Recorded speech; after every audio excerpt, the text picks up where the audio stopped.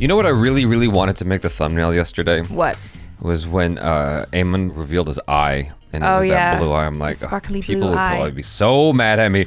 There's a spoiler in the thumbnail, JB. Unsubscribe. And so I was like, forget it. I'll just put, Rhaenyra's angry face. Welcome, folks. I'm Jabby Kaway, joined by ACHARA the KIRK. What's up? We're looking at ScreenCrush's House of the Dragon finale breakdown and Mystery Dragon explained. Thank you. Every Game of Thrones Easter egg ever from the beginning of time. Just kidding. So you guys, thanks so much for joining us. Please do me a big favor. Hit that subscribe button, bell icon, all notifications, and pretty please vote this up. Let YouTube know you're enjoying what you're watching. And while you're subscribing and upvoting, subscribe to ScreenCrush. There's a link in the description below if you want to click on that, give the original upvote, and subscribe to him from there. Here we go. Fabulous!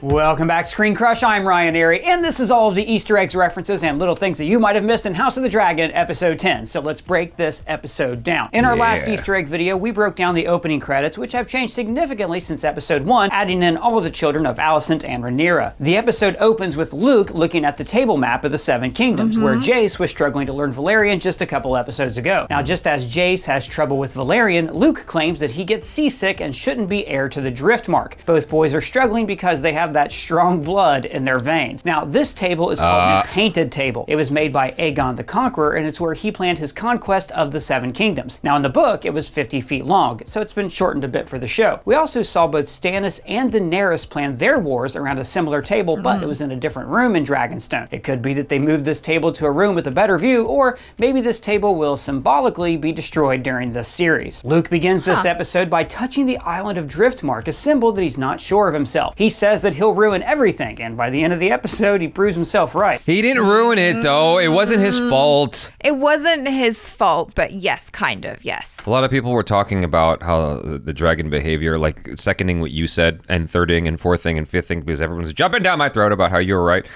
so to speak. They weren't being mean about it. They were saying how everything that happened at a certain point was because the dragons were irritated. They were fighting each other. Yeah, because you're basically taking these creatures, wild creatures that probably shouldn't be tamed, and so they have a mind of their own. That happens anytime we try and do that. He was ill-equipped to make a speech to Boris Baratheon. Then he's unable to control his dragon, which leads to a counterattack from Aemon's dragon, and this battle really is the beginning of the Targaryen Civil War, and it was all foreshadowed by this very first scene. Well, I'm just having a bad day. Oh my gosh, Doug, what happened to you? These kids came here asking for candy, and I said we don't got no candy because I'm a little dog and chocolate kills me. And they said tricks or treats, and then they did this to me. Well, don't worry, Doug. We'll find a way out of this for you. Back to the breakdown. Luke goes on to say that Driftmark should have gone to his uncle Vaemond, who was trying to be made heir to the Driftwood throne a couple episodes ago before Daemon loosened his tongue. Now, Vaemond is one of many second sons in this show. In fact, you can say that all of the events of this show are being shaped by second sons. See, second sons don't stand to inherit any power, so they're more ambitious.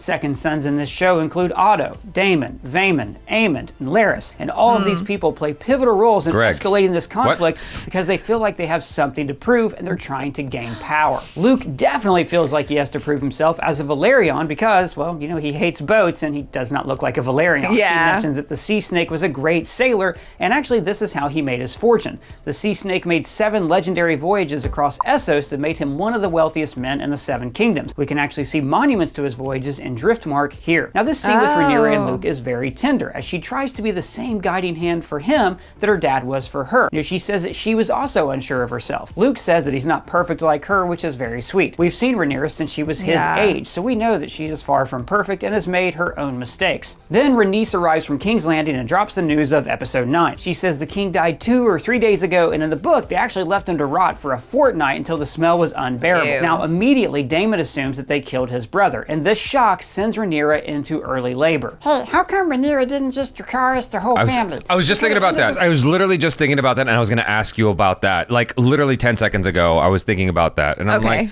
I still have mixed feelings about how that was handled, because I'm like, you had them in your sights. You have this throwaway line in the following episode of, well, it's not up to me to start war. I'm like, but you were right there. It wasn't like you were being chased away. You were right there. You could have just decimated them all. Well, I think it comes down to character, right? You're talking about Rhaenys, because I think Doggy was talking about Rhaenyra. We saw in this episode that Rhaenys appreciated that Rhaenyra wasn't just rushing into war, that she was thinking and not impulsive. That she was thinking about the people, about keeping the peace and all of that, which is exactly the type of queen that Rhaenys would have been. Right, but she fucked up so many people on her way exiting that place. I mean, obviously she had no choice, right? She'd taken a dragon. But okay, you're going to screw up however many people there, or you're going to affect thousands of people's lives because of a war, which inevitably happened anyway. Right, but I feel like the war would have been avoided, wouldn't it? If you destroyed them, like who's left to be queen? But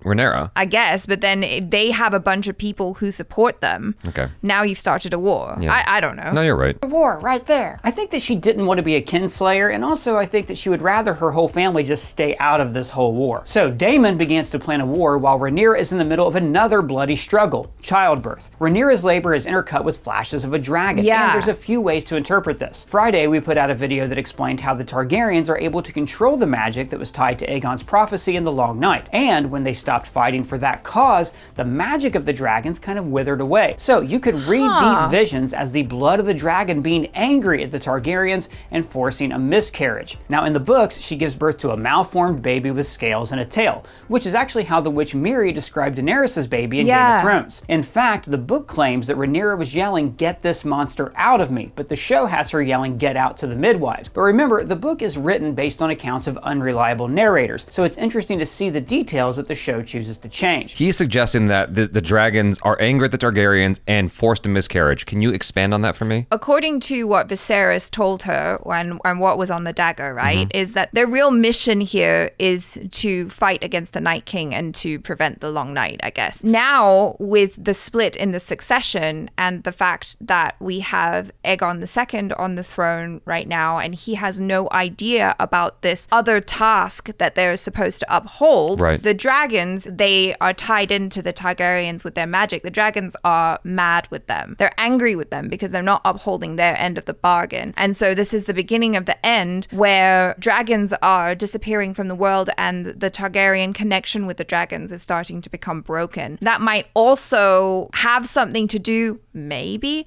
with how it ended up at the end of the episode where the dragons were not obeying their masters. Oh, okay. Maybe. Now the stillbirth scene is brutal. So brutal we can't show much of it or we get demonetized. And it's also very reminiscent of Melisandre giving birth to a shadow baby in Game of Thrones Season 2. Oh, now by the end of this, Rhaenyra is covered in blood, which really hits home the theme of the show. House of the Dragon is all about bloodlines and succession. Now while the men benefit from the rules of succession, it's the women who do the hard labor here. Literally. This is why the opening credits are shown as bloodlines. This scene shows that childbirth is just as violent and bloody as war, and it's a harbinger for the bloody wars to come. Later, the Silent Sisters come to dress the infant. Now this is an order of Septus who have taken a vow of silence and serve the stranger. That's one of the 7 gods who represents death. We've seen them before in this series, but the first time we saw them was all the way back in Game of Thrones' first episode. Outside, Jace and Luke are also in combat, and Luke gets knocked down, foreshadowing what's coming later in the episode. And meanwhile, Daemon is planning his war against the Greens. They mentioned the sea snake is on the island of Evenfall. That's this island that's the seat of House Tarth, eventual homeland of Brienne of Tarth. They send ravens to a few houses, including Darkland. I'm pretty sure that's this guy who was killed last episode for not bending the knee. They also mentioned Massey. Now, House Massey is located on the peninsula in the Crown Lands called Massey's Hook. Their support would be key because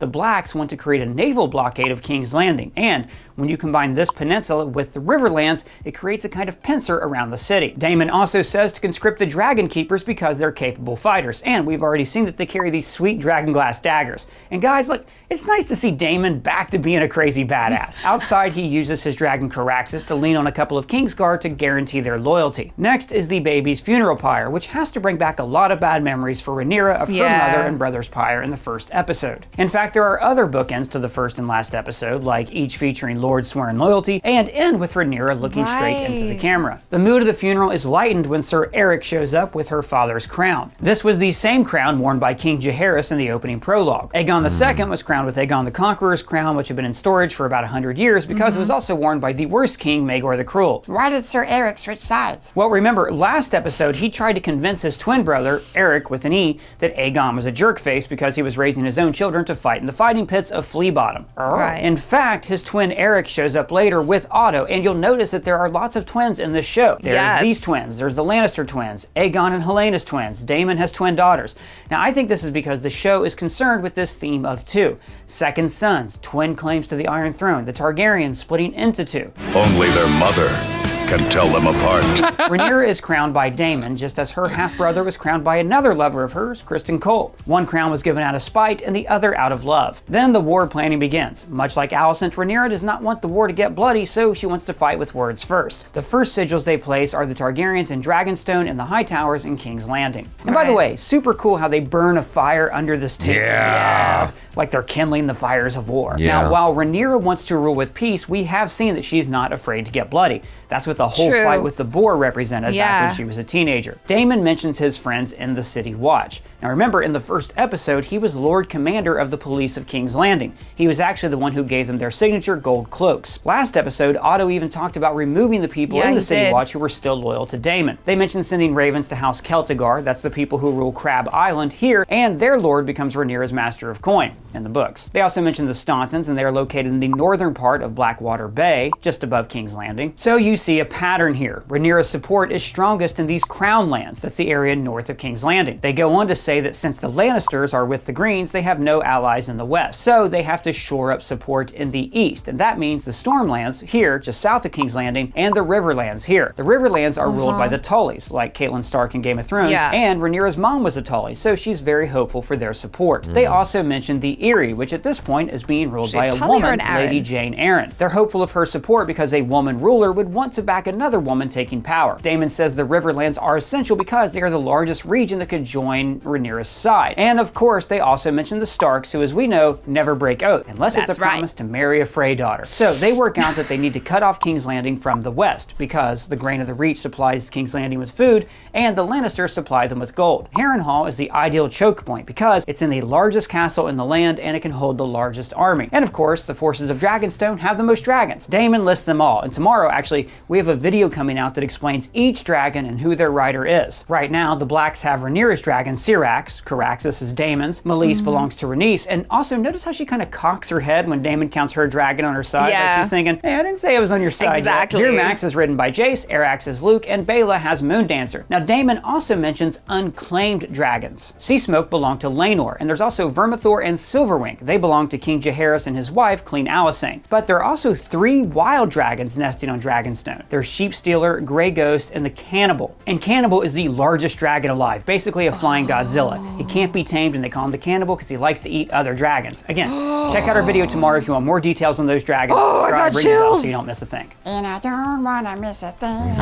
Well, apparently he's not the only dragon that eats other dragons. I forget the name, but Aemon's dragon. Aemon's dragon did. Well, I guess he didn't eat it. He just chomped through it. Snapped through it. He was like, hey, little dragon, don't tickle me with your little fire. I'm a bigger dragon. I'm just going to show you who's bossing out. That's terrifying, this cannibal dragon. But it looks like he made a connection with Daemon, so maybe that's going to be like revealed at the beginning of season 2. I'm glad you said that. Are dragon riders allowed to make connections with more than one dragon? I don't know the rules. But that is interesting, because I was wondering when Daemon was talking about, well, we have all these dragons, right? But I believe that the only people, at least in Westeros, who are able to become dragon riders have to have Targaryen blood. Now, one of his twin daughters as yet does not have a dragon, so she could potentially be one rider. I don't know who else, unless they're going to put their little babies on dragons or find illegitimate children somewhere else who carry the bloodline in order to be able to be a dragon rider. Maybe people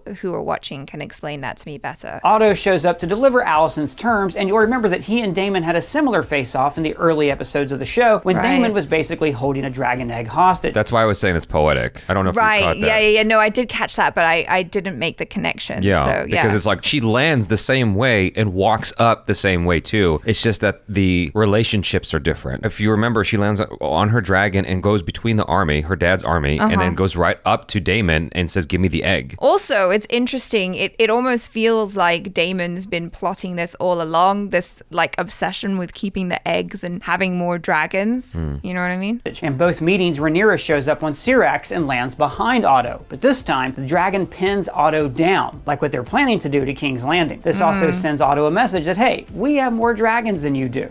I have an army. We have a Hulk. Otto also name drops the great houses Stark, Tully, and Baratheon, all the houses on the fence that he knows Rhaenyra needs on her side. He gives her a page from a book, and it's actually the same book that Alicent and Rhaenyra were reading in the first episode. It's from the book 10,000 Ships, about the warrior queen Nymeria, who actually Arya named her direwolf after. Basically, Nymeria led her people to Dorne, and afterwards burned all 10,000 of their ships so they couldn't leave, and her sacrifice allowed them to stay and build the kingdom of Dorne. So by giving her this page, Alicent is reminding her friend that Nymeria led her people to stay together by sacrificing her naval power, like how Rhaenyra could give up her crown to hold the people of Westeros together. Also, Alicent ripped out this page in episode 1 so her friend would remember this story. Daemon tells Otto where to stick his offer, but the message does seem to soften Rhaenyra's heart. She says she doesn't want to be the queen of ash and bone, and a century or so later, Daenerys would say that she didn't want to be queen of the ashes before she became Queen of the Ashes. Now, one of the most important symbolic scenes in the entire series is when Rhaenyra tells Daemon about the Song of Ice and Fire. She tries to tell him that this is the true Targaryen mission, that this is where their power comes from. And then he chokes her to show that force is the only true power. Daemon says they are only strong because they have dragons. And as we theorized in our Why the Dragons Died video, the only reason the Targaryens control the dragons is because they need to fulfill this prophecy and stop the Long Night. So Daemon, like the Greens, thinks that the Iron Throne is just there for the sake of power itself, and that it doesn't actually serve a higher purpose. Rhaenys finally confronts her husband over abandoning her for years while she was grieving their children, and they realize that they have to support Rhaenyra or their grandchildren will never be safe. So Corlys is all in on Team Rhaenyra and reveals that the Stepstones are finally conquered, and that his fleet controls the Narrow Sea. The Triarchy, the alliance of 3 cities of Essos, has basically fallen apart due to infighting. They were ruled by a council of like 40 people, so this was inevitable. So now Rhaenyra controls the largest fleet around. So I'm betting that next season, Otto will likely send ravens to the Red Kraken on Pike to try to get House Greyjoy on his side. The Valerians even left a garrison on the Stepstones, like Rhaenyra suggested on the Small Council a few episodes ago. Now they want to seize control of the Gullet, that's the large area that feeds into Blackwater Bay just outside of King's Landing. Meanwhile, Rhaenyra sends her boys off to deliver messages and makes them promise not to fight. No fighting.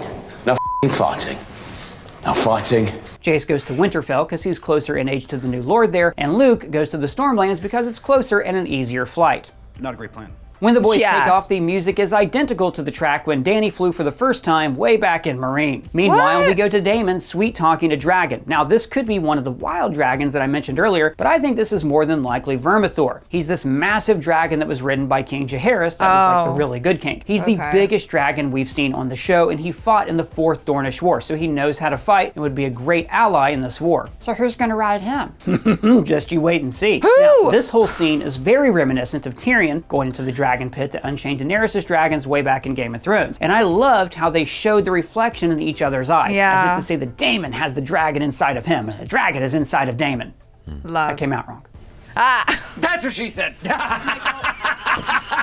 Then Luke lands at Storm's End, a castle that we saw earlier in the season during Rhaenyra's dating tour, and Luke sees that Vhagar is already there. This dragon was ruled by Aegon's cruel sister wife Visenya, and she helped to conquer Westeros. Boros Baratheon is now Lord of Storm's End. Now you might remember his father Boromund in the first episode when he asked for the favor of Queen Rhaenys because the two of them are cousins. Now Rhaenyra is counting on this family loyalty from Boros, but he has the worst Baratheon traits. He's loud, arrogant, and illiterate. He also has 4 unwed daughters, and Aemond has already shown up to promise to marry one of them. Luke, however, is already engaged to his cousin stepsister, Baela. Aemond tries to pick a fight, calling him Lord Strong, and he reveals that now he wears a sapphire in his eye socket, which he also does in the books. This is also why he's represented by a sapphire in the opening credits. He says he wants payback for Luke taking his eye, which he did accidentally a few episodes ago. Aemond is basically a second son who is always looking for validation. He wants the crown, he wants recognition. He was bullied as a child, and he still holds grudges. Remember, 2 episodes ago when they placed a pig in front of him, Luke laughed. Now this is because they gave him a fake pig dragon called the Pink Dread. So this hurt Aemond's feelings and he torpedoed the party, toasted these strong boys, and started a fight. This fight is why Rhaenyra went to Dragonstone, so she wasn't there when her dad died, which led to the Green Council stealing her crown. So really, everything is Aemon's fault, and here he just can't let it go. He wants to scare his cousin, so he chases him down. Now, I liked how Luke flew into the canyon to avoid the larger dragon, kind of like the Millennium Falcon or the Sea Duck. Also, this brief flash where we can see how freaking huge Vhagar is compared to Arax. It's a great shot. Now, during this flight, both boys lose control of their dragons, and they both shout, "Serve me," to their separate beasts. Now, this is very, very, very important. It goes back to what Viserys told Rhaenyra, that the idea that they control the dragons is an illusion. And look what happens here. Arax gets scared and attacks the bigger dragon, and Vhagar responds in kind. It's a testament to the power of fear, and how fear leads to misunderstandings that escalate into war. There's a lot of comments basically echoing the foreshadowing of what Viserys said. It definitely works in the show and in the books, right? I think it's also something that we as humans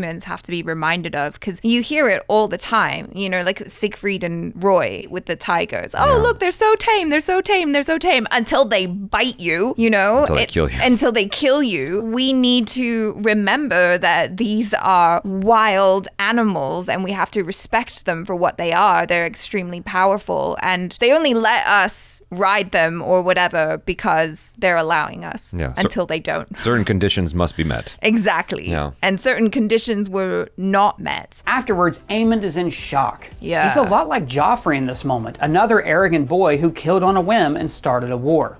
What have I done? This moment is what puts Rhaenyra over the edge. Now, the ending is brilliant. We don't hear Daemon tell her or even see her face. Yeah. We just see her silhouette stumble for a moment, and when she turns around, we see that it is now war. She doesn't care about the prophecy anymore. She just cares about strength and revenge. That's the lesson that Daemon taught her by the fire. So, 2 conversations with Daemon by a fireplace changed the 7 kingdoms forever. Shit. And this look straight into the camera bookends the look that she gave the camera at the end of the first episode, with her looking right at us. That's excellent. That was really, really good. Oh, man. I like all the poetry, you know, all the callbacks and stuff like that. Like the thing he mentioned twice in this video, which is like she's looking straight down the barrel of the lens. Yeah. Twice. One at the first episode, one at the end, and her looks are completely different. The situation, what she's experiencing is wildly different. Yeah, I mean, know? life will do that to you. Things happen to you and you change. Yeah, she's changed. She's become a different person, and now she's all like, peace, screw that. It's always fascinating to think about that kind of thing of like where your perspective was at a certain point in life and what your ambitions might have been, and how life is more of this abstract thing because you haven't been hit with trauma yet, and then you are, and then like now everything is fundamentally different. Now she's lusting for revenge. It completely contrasts not just who she was as a child, but who she was 20 minutes ago. Yeah, well, that's the thing. Like, as people, we can always change. One thing that he brought up in this episode that I was kind of thinking about a little bit was Aemond. And when I watched the episode, I felt like he was being a real bully. But he makes a good point, you know, like Aemond was bullied as well when he was a child. And so it's just hard because he has become this really aggressive bully. And on the one hand, I'm all like, dude, just let it go. Like, you lost your eye. But then on the other hand, I'm also like, oh yeah, he lost his eye. Like, he has a good reason to be angry. Eye for an eye, baby. What did Gandhi say? An eye for an eye makes the whole world blind, right? Yeah, they And should have listened to Gandhi. They should have. He was just hanging out there. He was just like, why didn't you study that at school? It's easier said than done to say, oh, just let it go, be the bigger person. But I can understand it hurts him a lot and why he wants to hurt these people back. I think Aemon is still one of the more interesting characters for me to watch. Like, he's one of those characters that you love to hate. He's just interesting to observe. It's like when I watch him in that episode, I'm like, you are such a messed up dude, but I can't stop watching you. I don't hate him. I don't like what he's doing. I don't know how to explain the feeling I I have. love to hate him. I definitely do not like him at all. I can definitely see how there were things that made him the person that he is, but definitely in that moment, I was like, I hate you so much right now. Sure. My thesis into this thought was he's a character you love to hate, but I think that he's so cool the way they designed him. I'm like, I can't really hate you. Like, as much as what you're doing is the worst thing ever, you're still fascinating to watch. Do you feel that way about Daemon? No. That's really weird because I feel like a lot of people kind of feel that way about Daemon, where they're like, he's an asshole, but he's such a badass and he's so cool. I think that because maybe the circumstances leading to who they are as a grown-up is different as far as I can tell from like what the show has told me. Where Aemond is, like you saw him be bullied. You saw what happened to him and why he became this dude. That all tracks. But I don't know where Daemon was coming from. As far as I can tell, he was receiving nothing but love and he still was an asshole. It's this whole second son thing, isn't Sure. it? They have to work so much harder for everything because all the name, the titles, the money, whatever, it all goes to the oldest son. Yeah, I haven't seen Aemon murder his wife yet. You know, Give it time. So, like, there are certain things Daemon has done that I just find so repulsive, so unforgivable. I mean, obviously, what he did was fucked up. The last episode reminded me that he looks like a grown-up to me because of his size. Aemond, yeah. He looks like a grown-up to me because of his size. He's very formidable. The episode told me he's actually a kid still. He's a kid, yeah. My attitude towards him is not going to mirror my attitude towards Daemon until he's like a full-blown grown-up. I want to see how he is when he's like basically Daemon's age. Well, yeah, or even when he's had a few years of fighting. Yeah. Like down. At the end of that episode, they were just kind of two kids playing at being dragon riders. I will say that I like to be scared by him. So Okay. I don't love to hate him, but I do like to be scared by him. It's the weirdest relationship I've had with a character in a show like this. So He feels unpredictable. Yeah. It's like, oh God, what's he gonna do now? He's here. Oh shit. Let me look at his one good eye and try and figure out what's going on. when he pulled that eye patch off and you saw the, what is it? The emerald, sapphire? the sapphire, and his eye, man, that shit was dope. I think he's so fucking cool. I thought that was so cool. He has such an iconic look. Yeah. You know, and with the eye patch off, it's equally iconic as with the eye patch on. Well, yeah, because he's got that scar as well. Yeah. It's just kind of very imposing and scary. Yeah, totally. But anyway, I enjoyed this breakdown. Hopefully you guys did too and enjoyed the reaction discussion. You guys, thanks so much for hanging out. Hit that subscribe button, please. Bell icon, all notifications. Vote this up. I'm Jabby Koi. This is ACHARA KIRK. Peace out.